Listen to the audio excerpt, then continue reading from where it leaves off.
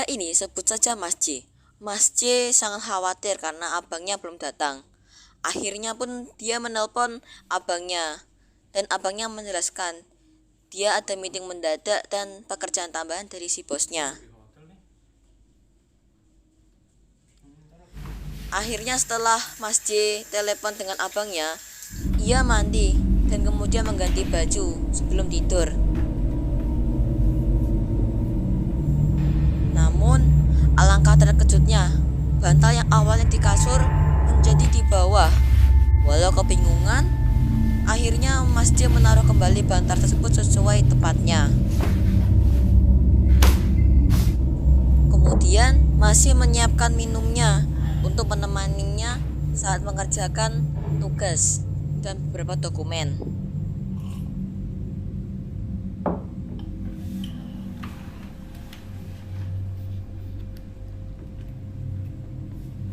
Akhirnya Masih memulai mengerjakan beberapa dokumennya.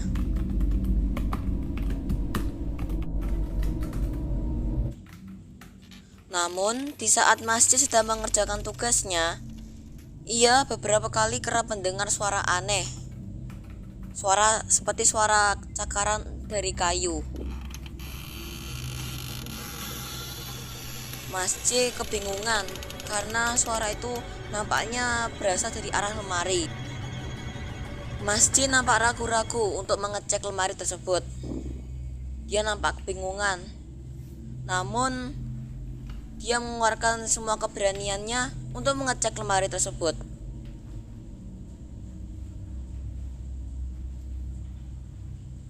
Namun, saat mengecek lemari tersebut, lemari itu nampak kosong dan tidak terjadi apa-apa.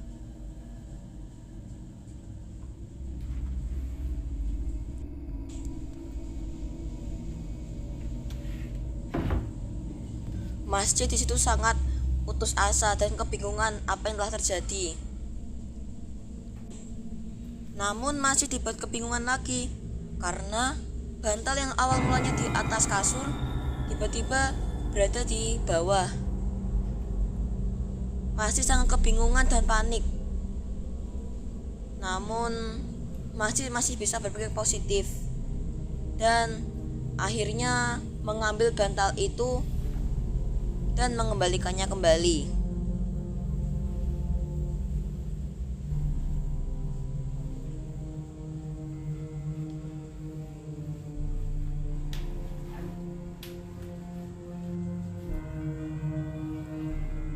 Akhirnya dengan segala keraguannya tersebut, akhirnya Mas C meminum air untuk menenangkan diri dan berpikir sejenak.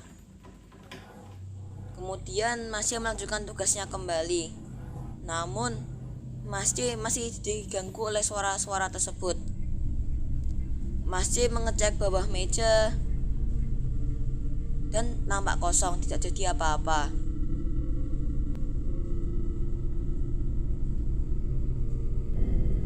Masih sangat kebingungan apa yang telah terjadi.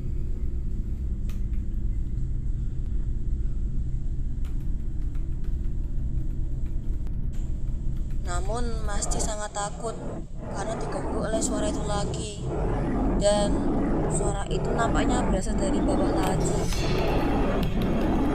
Masih akhirnya mulai mempercepat tugasnya dan buru-buru sekali.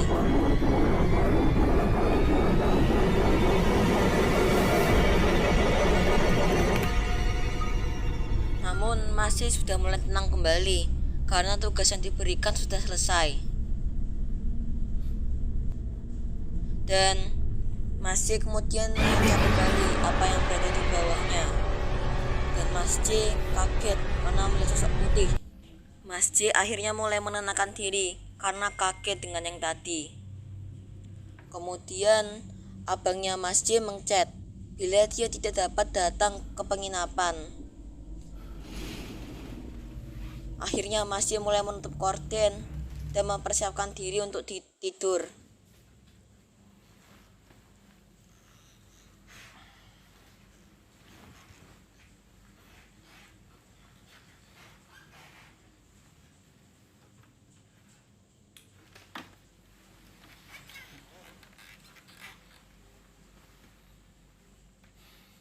Masjid itu sangat tidak nyenyak karena kepikiran dengan yang tadi. Masjid mulai terbangun karena mulai mendengar suara-suara aneh.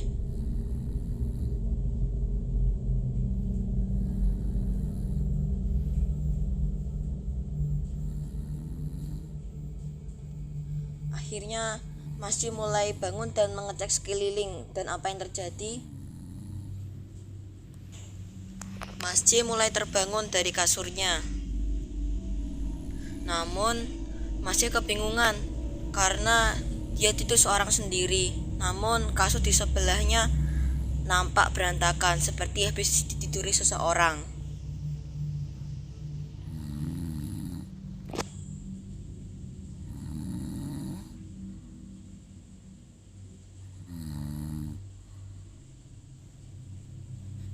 Masjid mulai ketakutan dan bingung dengan hotelnya sendiri. Masjid akhirnya takut dan berlindung di balik selimut.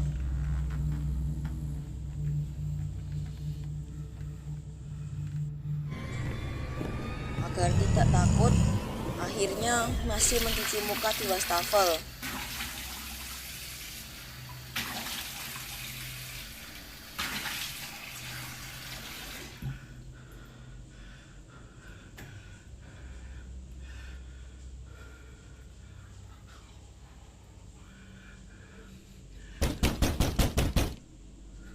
Namun Masjid kebingungan karena ada yang mengetuk pintu padahal sudah larut malam.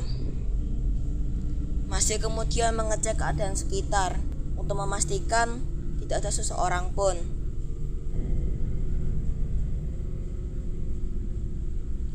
Masjid nampak takut dan tidak percaya ini semua terjadi.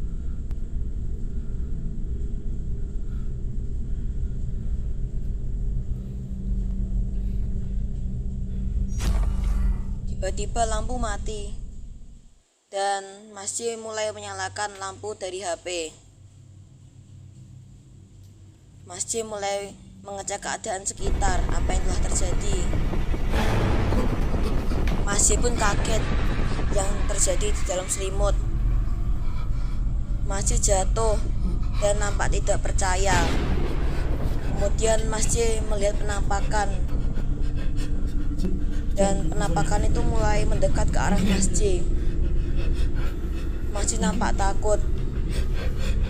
Pergi.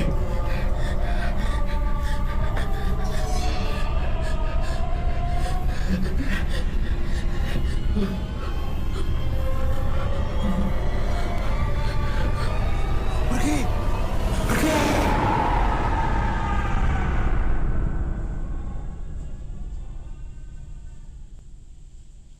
Remang-remang, Masjid mulai terbangun saat di pagi hari.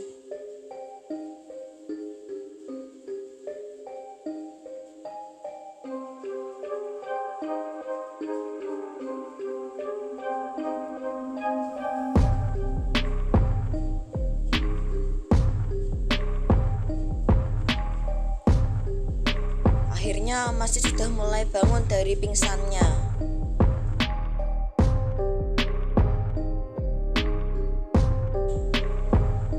Masjid akhirnya mengecek mengapa korden itu bisa terbuka dan ingin melihat apa yang di luar. Namun saat Masjid mengecek,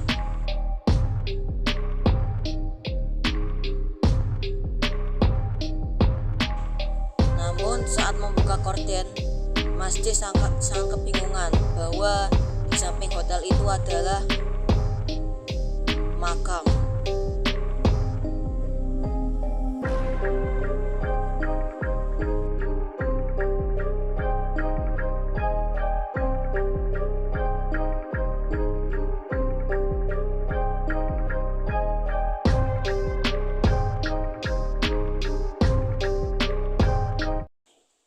Beberapa penilaian dari film Di Sebelah menurut saya. Pertama, tema dari alur cerita ini sudah bagus, namun lebih baik bisa dikembangkan kembali dan menjadi film lebih besar lagi. Kedua, alur. Menurut saya alur dari cerita ini sudah bagus, namun bagi saya agak sedikit kurang dipahami. Berikut adalah beberapa penilaian dari film di sebelah.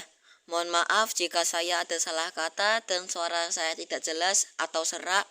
Mohon maaf sekali lagi. Dan saya berterima kasih karena sudah mau mendengarkan cerita dari saya.